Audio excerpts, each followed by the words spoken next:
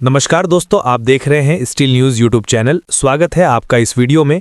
Video शुरू करने से पहले आपसे निवेदन है, वीडियो को पूरा देखें और चैनल को सब्सक्राइब जरूर करें। तो चलिए बढ़ते हैं आज की मुख्य समाचारों की ओर। सलमान खान को पाकिस्तान ने आतंकी घोषित किया। क्या है पूरा मामला? बॉलीवुड अभिनेता सलमान खान एक अंतर्राष्ट्रीय विवाद के केंद्र में आ गए हैं।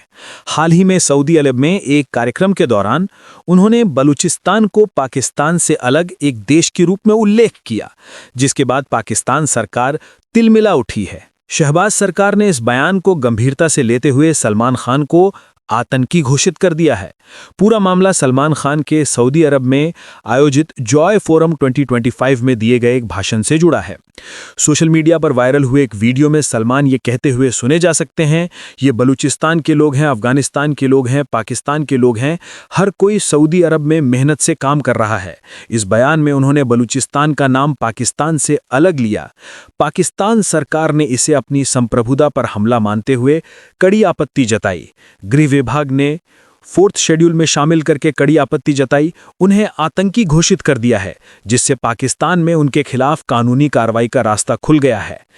सतारा में महिला डॉक्टर की मौत आत्महत्या नहीं, संस्थागत हत्या है। राहुल गांधी का बड़ा बयान। राहुल गांधी ने कहा, महाराष्ट्र के सतारा में डॉक्टर संपदा मुंडे की आत्महत्या समाज की अंतरात्मा को झकझोर देने वाली त्रासदी है। एक होनहार डॉक्टर जो दूसरों का दर्द मिटाना चाहती थी, सत्ता से जुड़े अपराधियों की प्रताड़ना और शोषण की शिकार बनी।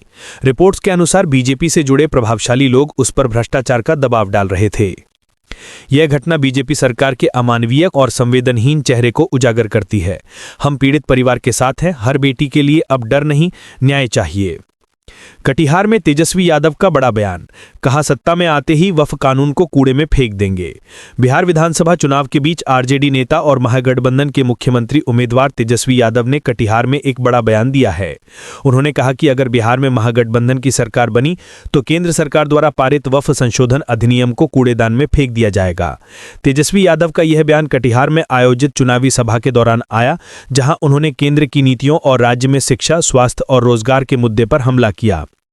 राजस्थान में 24 नवंबर से 5 दिसंबर तक होंगे खेलो इंडिया यूनिवर्सिटी गेम्स। खेल मंत्री डॉक्टर मनसुख मंडाविया ने कहा, 5वें खेलो इंडिया यूनिवर्सिटी गेम्स राजस्थान के 7 शहरों में 24 नवंबर से 5 अक्टूबर 2025 तक आयोजित होंगे। संस्कृति, प्रकृति और समाज के बीच गहरी एकता का प्रतिबिंब है छठ। मन की बात में बोले पीएम मोदी। उन्होंने कहा, छठ का महापर्व संस्कृति, प्रकृति और समाज के बीच की गहरी एकता का प्रतिबिंब है। छठ के घाटों पर समाज का हर वर्ग एक साथ खड़ा होता है। यह दृश्य भारत की सामाजिक एकता का सबसे सुंदर उदाहरण है। ट्रंप का दावा, हर महीने रुकवाई एक जंग, अब जल्द सुलझा दूंगा पाकिस्तान अफगानिस्तान विवाद। अमेरिका के राष्ट्रपति डोनाल्ड ट्रंप ने रविवार को दावा किया कि वे पाकिस्तान और अफगानिस्तान के बीच चल रहे तनाव को बहुत जल्द खत्म कर सकते हैं। ट्रंप ने यह बात मलेशिया में आयोजित कंबोडिया थाईलैंड शांति समझौते के हस्ताक्षर समारोह के दौरान कही।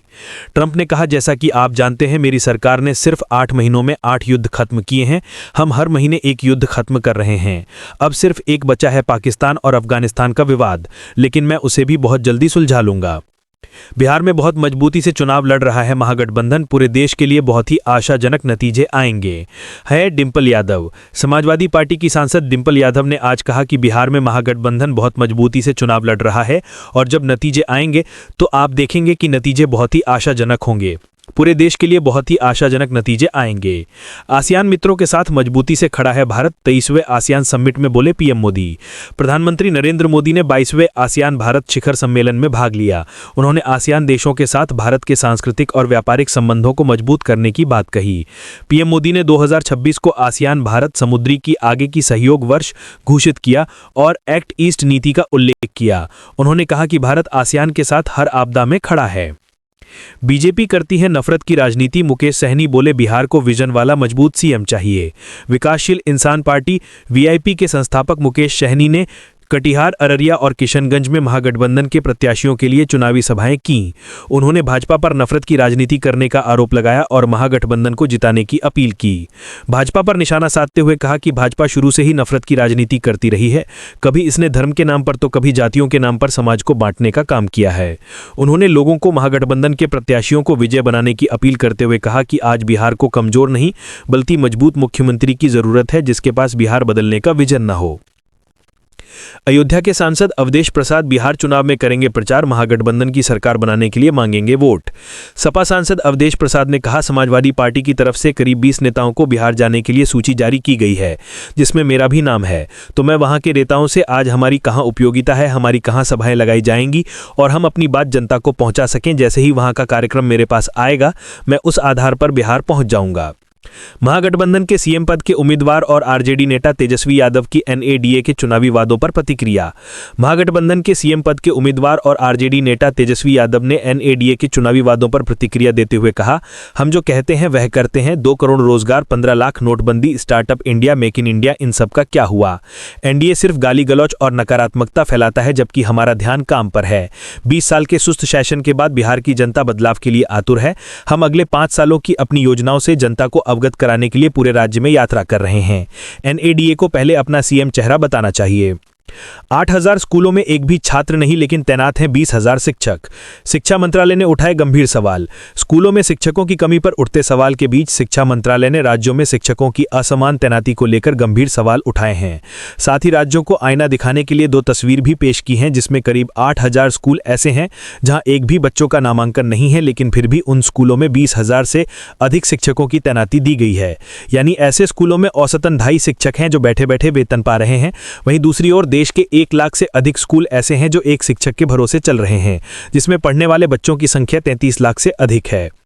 पूरे देश में एसआईआर के लिए चुनाव आयोग तैयार। पहले चरण में 10 राज्यों में होगी प्रक्रिया। चुनाव आयोग आज पूरे देश में स्पेशल इंटेंसिव रिवीजन एसआईआर को लेकर तारीखों की घोषणा कर सकता है। पहले चरण में 10 राज्यों में इस प्रक्रिया को किया जाएगा, जिसमें जल्द चुनाव वाले पश्चिम बंगाल और तमिलनाडु जैसे राज्य भी शामिल हैं। इसके अलावा असम, केरल और केंद्र शासित प्रदेश पुडुचेरी में भी एसआईआर कराया जाएगा। पाकिस्तान की इस घटिया हरकत को सलमान खान को आतंकी घोषित करने पर भड़के सपा सांसद नदवी। अभिनेता सलमान खान को पाकिस्तान द्वारा आतंकी घोषित किया गया है। दरअसल सलमान ने सऊदी अरब में बलूचिस्तान को एक अलग देश बताया था। अभिनेता को आतंकी घोषित किए जाने पर उत्तर प्रदेश के रामपुर से समाजवादी पार्टी के सांसद मौलाना मुहिबुल्लाह नदवी ने प्रतिक्रिया दी है। नदवी का कहना है कि पाकिस्तान की इस घटिया हरकत को भारत की जनता बर्दाश्त नहीं करेगी। सलमान खान तो बहुत बड़े अभिनेता हैं। अगर भारत के किसी एक आम नागरिक को भी पाकिस्तान ने आतंकी बताया तो यह बिल्कुल बर्दाश्त नहीं किया जाएगा। पाकिस्तान कौन होता है, उसे यह अधिकार किसने दिया? पाकिस्तान में तो लोकतंत्र ही नहीं है। वहां तो वह किसी दिन अपने ही लोगों को आतंकी न कह दें। उनके तो प्रधानमंत्री भी जेल में हैं। आम आदमी पार्टी ऐप के सांसद संजय सिंह ने शनिवार को भारतीय जीवन बीमा निगम LIC को लेकर अडानी ग्रुप पर गंभीर आरोप लगाया है। अडानी ग्रुप को लेकर मोदी सरकार के खिलाफ अपने आरोपों को नए सिरे से धार देते हुए संजय सिंह ने दावा किया कि LIC ने पॉलिसी धारकों का करीब 33,000 करोड़ रुपए अडानी ग्रुप में निवेश करके उसे फायदा पहुंचाया है। संजय सिंह ने एक वीडियो शेयर करते हुए एक्स पर लिखा है, प्रधानमंत्री नरेंद्र मोदी ने आपकी गाढ़ी कमाई का पैसा 33,000 करोड़ रुपए अपने दोस्त अडानी को दे दिया है। अब LIC का नारा जिंदगी के साथ भी, जिंदगी के बाद भी नहीं रहा, बल्कि अडानी के साथ है, अडानी के साथ रहेंगे हो गया है। ये थे आज के मुख्य समाचार। धन्यवाद। जय हिंद।